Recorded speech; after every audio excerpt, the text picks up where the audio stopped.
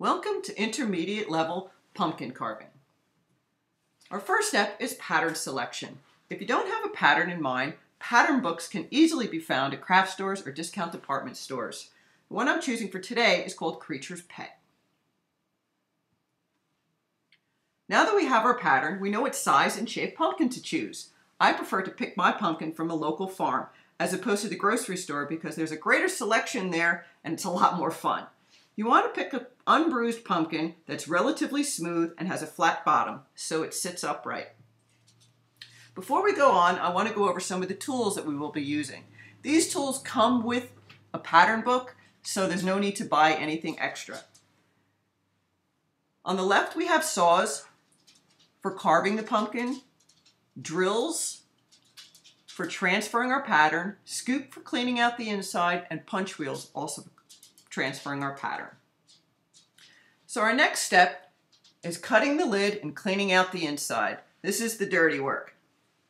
You want to cut a lid at about 45-degree angle so it doesn't fall in. You could use one of the saws that comes with the kit, but I prefer the kitchen knife. It's faster and a lot easier.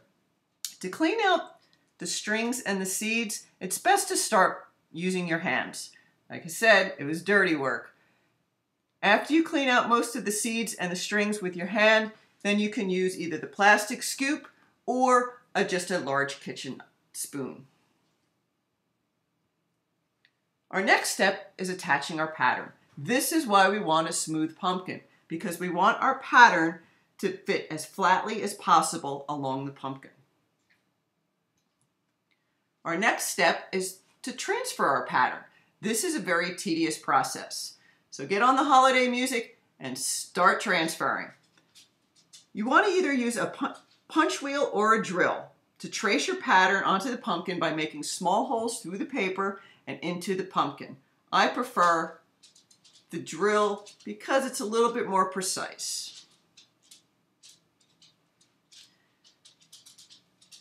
After we completed our trace, we remove the paper and then grab one of the saws and saw away on our pattern the areas that the light will shine through. You want to do this slowly and gently. The reason why is because if you go too rough or too fast, you might cut off an area that you didn't want to remove, in which case some super glue might be able to heal it. To preserve your pattern, apply some petroleum jelly to the edges of the cutout.